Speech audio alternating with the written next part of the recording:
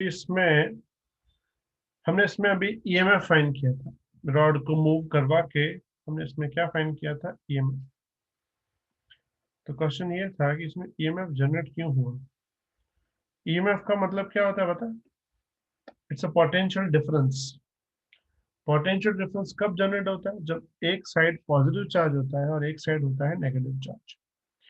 तो इसका मतलब ये हुआ कि जब रॉड अंदर मूव कर रही थी तो इसमें पॉजिटिव चार्ज और नेगेटिव चार्ज के बीच में डिफरेंस जनरेट हो गया। इसी वजह से हमको ईएमएफ मिला। तो हम यहाँ पे ये समझेंगे कि डिफरेंस जनरेट क्यों हुआ। तो सबसे पहले जान दो, ये जो रॉड है,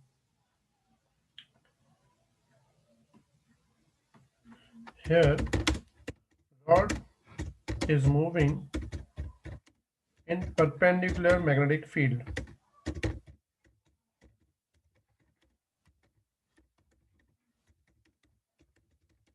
As a result, electrons of rod are also moving in magnetic field. समझ में आई बेटा ये बात? अगर रॉड मूव कर रही है तो जो इलेक्ट्रॉन होंगे रॉड के वो भी तो मैग्नेटिक फील्ड में मूव करेंगे। Then force acting on electrons. तो एक फॉर्मूला याद है, चार्ज पे फोर्स लगता है मैग्नेटिक फील्ड में, F इक्वल्स टू Q। याद है? अब इसमें जो मैग्नेटिक फील्ड है वो माइनस के कैप में है। माइनस इसीलिए अंदर की तरफ है। और रॉड की जो वेलोसिटी है वो माइनस आई में है। समझ रहा माइनस आई क्यों है? टुवर्ड्स लेफ्ट है। अब इलेक्ट्रॉन पे फोर्स की बात करते हैं। इलेक्ट्रॉन का चार्ज जो होता है वो होता है माइनस ई। वेलोसिटी है माइनस आई और मैग्नेटिक फील्ड है माइनस के। अंदर का माइनस तो रहेगा, माइनस में आई क्रॉस के क्या होता है? व्हाट इज आई क्रॉस के? Minus J. इट्स माइनस जे। तो आगे वाला माइनस प्लस हो जाएगा। फॉर्मूला क्या बन जाएगी? E V B J. मतलब इलेक्ट्रॉन पे जो फोर्स लगेगा वो किस डायरेक्शन में लगेगा? वाई डायरेक्शन में। Then force acting on electrons is in the positive y direction. As a result, electrons moving towards upper end of rod। मतलब कि जो रॉड के इलेक्ट्रॉन्स हैं वो यहाँ पे जमा होंगे।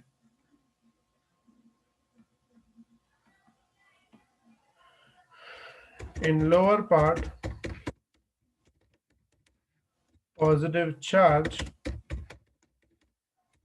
is become free। जो नीचे वाला पोर्शन है वहां पे जनरेट क्या हो जाएगा? Positive charge. Then potential difference is produced between two ends of rod। समझ आई बात? which is known as क्या बोलेंगे उसको? which is known as inducible EMF। और जैसे ये जमा होंगे फिर इलेक्ट्रॉन जो है ना यहाँ से घूमते हुए यहाँ पे वापस आके इस प्लस से मिलेंगे। तो इलेक्ट्रॉन ऐसे मूव करेंगे, तुम्हें पता है इलेक्ट्रॉन अगर ऐसे मूव करेंगे तो करंट की डायरेक्शन क्या होगी? ऑपोजिट। तो ये हो जाएगी करंट की डायरेक्शन। समझ में आया बेटा बात? Clear everyone? Yes sir. Doubt?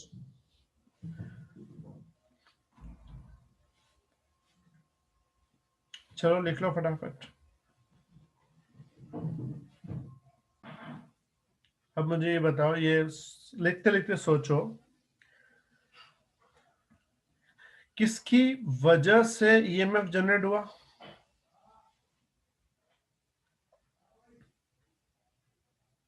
जो रॉड मूव कर रही है। मोशन की वजह से। अच्छा, लेंज लॉ क्या बोलता है कि जो ईएमएफ जनरेट होता है उसका मैग्नेटिक फील्ड क्या करता है? जिसने उसको जनरेट किया वो क्या करेगा? ऑपोज करेगा। तो यहाँ पे मोशन ने जनरेट किया, तो क्या यहाँ मोशन स्लो डाउन होगी? होगी तो क्यों होगी?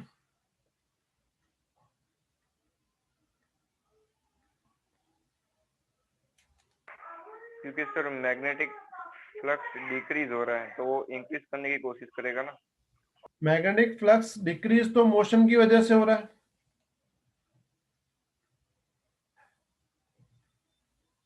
ठीक है, तो यहाँ पे मोशन स्लो डाउन होंगे। कोई भी चीज को स्लो करने के लिए क्या लगना चाहिए? फोर्स। तो ये फोर्स कहां से आएगा जो इस रॉड को रोक पाए?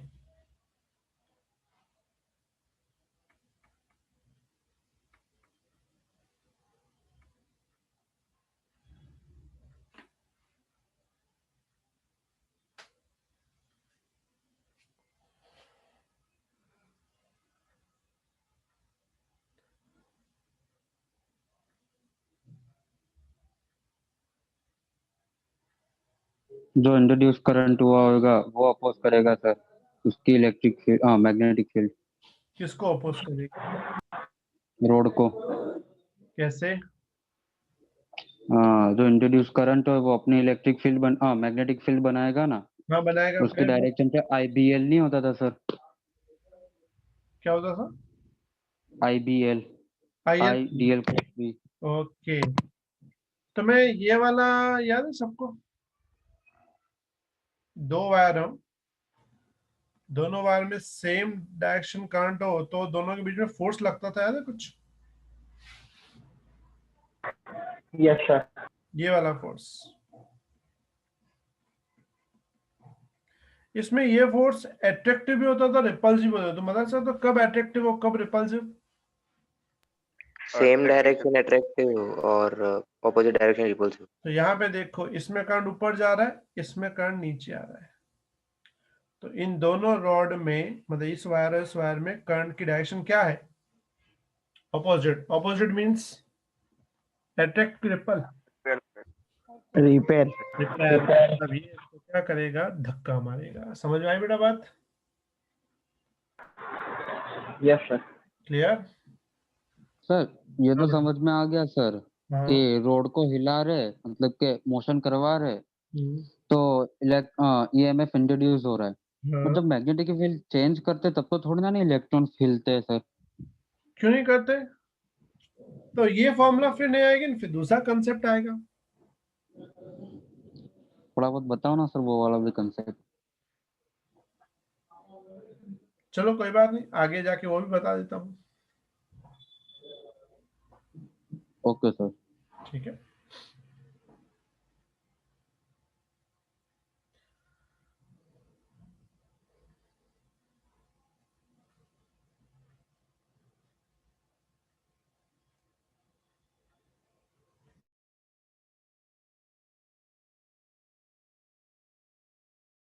सर मैंने सुना है सर इलेक्ट्रिक फील्ड और मैग्नेटिक फील्ड एक दूसरे में इंटरचेंज करती रहती है सर। हाँ करती है ना। उसके बारे में भी सर थोड़ा बहुत बताओ ना सर। तो आगे चैप्टर में आएगा ना, 9। 9 चैप्टर में सर? हाँ, डिस्प्लेसमेंट करंट आएगा। तो वो 8 है सर। ठीक है। Sir electromagnetic. क्या बेटा?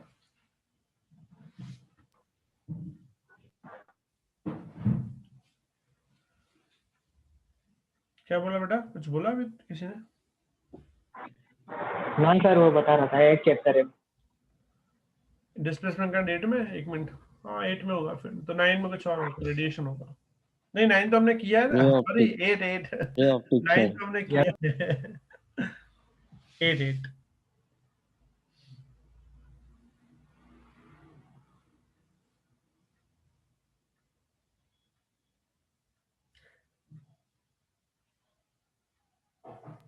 तो ये गुडसेट कोर्स रिड्यूस करने वाला है सर?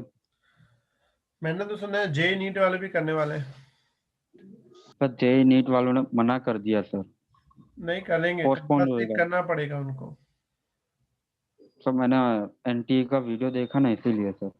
अब वो तो गवर्नमेंट फैसला लेगी ना, वो तो वीडियो वाले तो ठीक है, होते रहते हैं। सर ऐसा तो नहीं होएगा ना सर, मैंने रे ऑप्टिक्स थोड़ा बहुत नहीं पढ़ा और वेव ऑप्टिक्स नहीं पढ़ा, तो उसमें से आएगा तो सर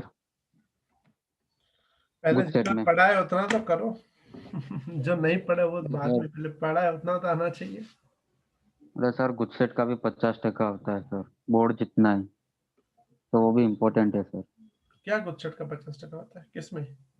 मतलब इंजीनियरिंग कॉलेज में नहीं, एडमिशन 60 के लिए। 60 नहीं उल्टा, सॉरी 40 गुच्छट 40 60 बोर्ड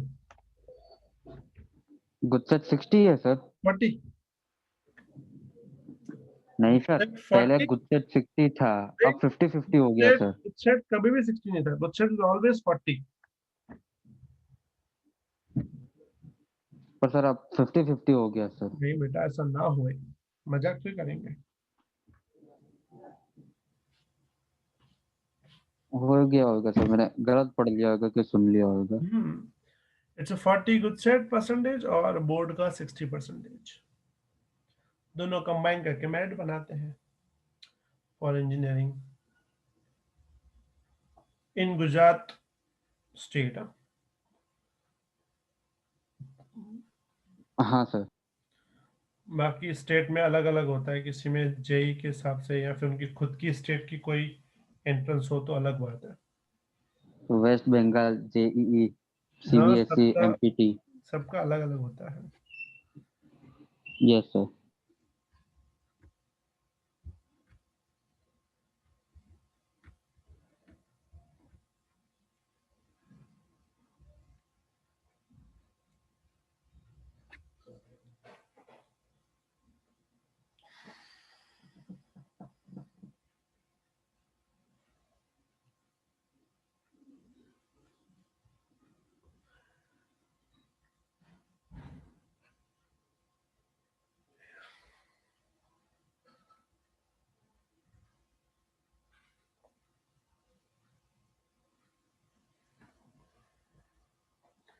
लिख लिया भी सबने, किसी का बाकी?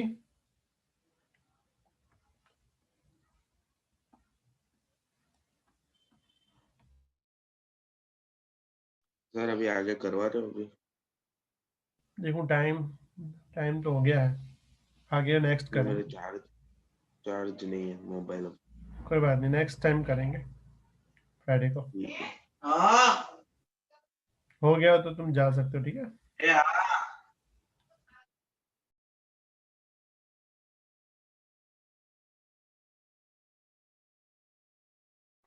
सर हाँ बेटा बोलो। सर एक बार लेंस लो समझाओ ना। लेंस लो क्या होता है कि जब ईएमएफ जनरेट होता है ना, इंड्यूस होता है मतलब, तो उस इंड्यूस्ड ईएमएफ का मैग्नेटिक फील्ड, उस इंड्यूस्ड ईएमएफ का मैग्नेटिक फील्ड जिसने इसको जनरेट किया, ये उसी को ओपोज करता है।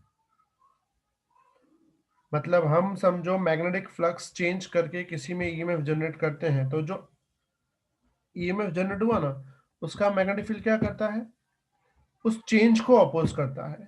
अगर इंक्रीजिंग चेंज होगा तो वो डिक्रीजिंग करने की कोशिश करेगा, अगर डिक्रीजिंग चेंज होगा तो उसको इंक्रीज करने की कोशिश करेगा।